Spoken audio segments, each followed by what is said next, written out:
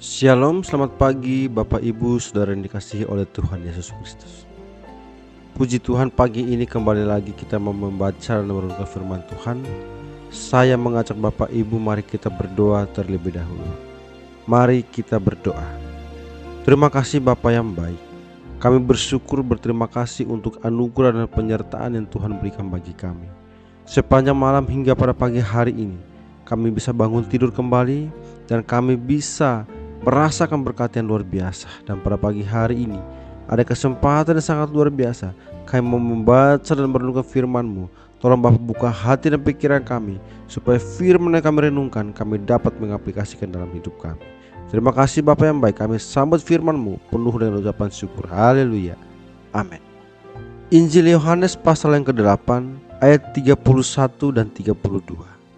Maka katanya kepada orang-orang Yahudi yang percaya kepadanya, "Jikalau kamu tetap dalam firman-Ku, kamu benar-benar adalah murid-Ku, dan kamu akan mengetahui kebenaran, dan kebenaran itu akan memerdekakan kamu."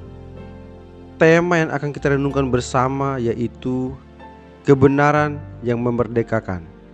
Bapak Ibu Saudara yang dikasihi oleh Tuhan Yesus Kristus, setelah mendengarkan ajaran Yesus, banyak orang menjadi percaya. Tetapi Yohanes menggunakan istilah percaya dengan sangat longgar.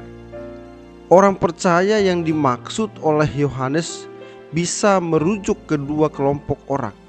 Yang pertama adalah orang yang percaya dengan mengharapkan mesianik, sebagaimana dipercaya oleh kebanyakan orang Yahudi, yaitu pengharapan datangnya Mesias untuk memulihkan kerajaan Israel dengan kuasa dan penyertaan Allah. Tetapi percaya juga bisa merujuk kepada kelompok kedua, yaitu orang-orang yang percaya bahwa Yesus datang untuk memulihkan kerajaannya dengan menyerahkan dirinya untuk mati di kayu salib. Inilah percaya yang sejati. Kelompok orang yang tidak mengerti bahwa Yesus akan menyerahkan dirinya untuk mati di kayu salib adalah kelompok yang tidak percaya, walaupun mereka percaya akan Dia berdasarkan pengertian yang pertama, yaitu pemulihan kerajaan dengan kuasa.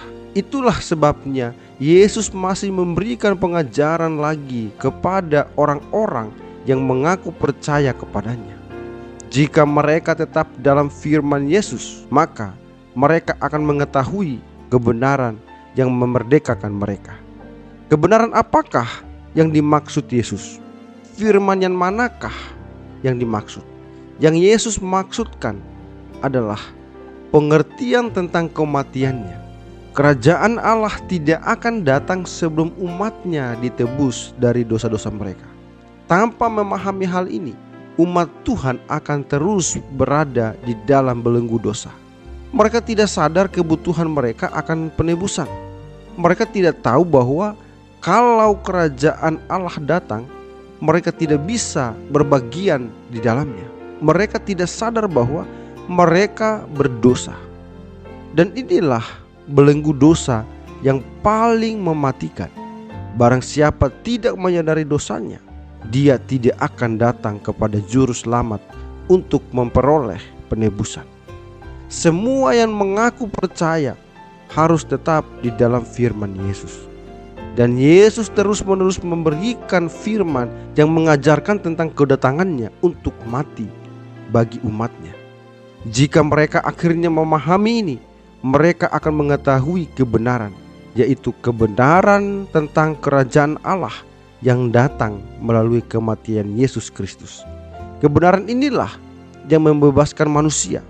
Manusia terbuka matanya dan menyadari dosa-dosa mereka. Manusia yang sadar akan dosa-dosanya akan datang kepada Yesus yang memberikan air hidup, sehingga mereka bisa hidup bersama dengan Dia di dalam kehidupan yang limpah. Pengampunan, penebusan, dan kelimpahan hidup bersama dengan Tuhan. Inilah hal-hal yang Yesus tawarkan.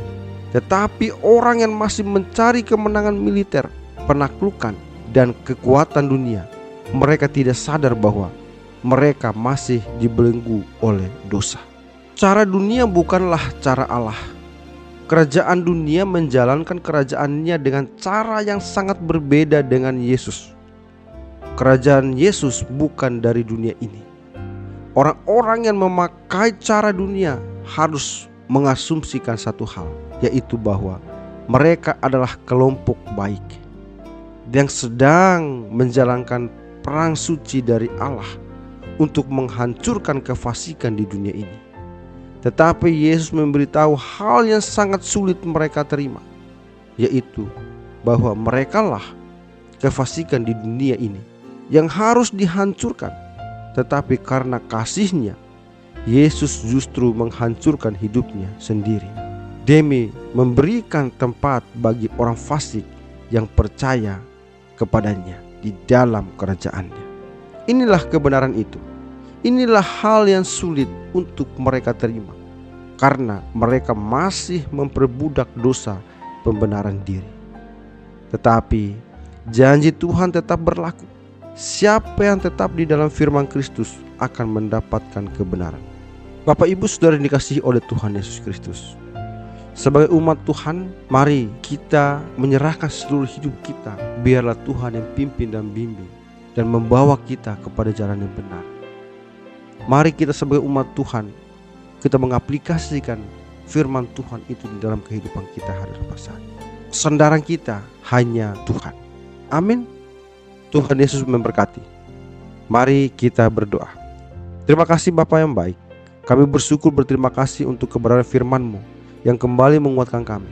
Bapa, biarlah firman yang sudah kami renungkan ini kami dapat mengaplikasikan dalam hidup kami. Sebentar lagi kami akan menjalani aktivitas kami. Bapa, tolong pimpin dan bimbing, sehingga apapun yang kami lakukan dalam hidup kami hanya untuk mempermuliakan nama-Mu saja. Di dalam nama-Mu Bapa, kami berdoa dan bersyukur. Haleluya. Amin.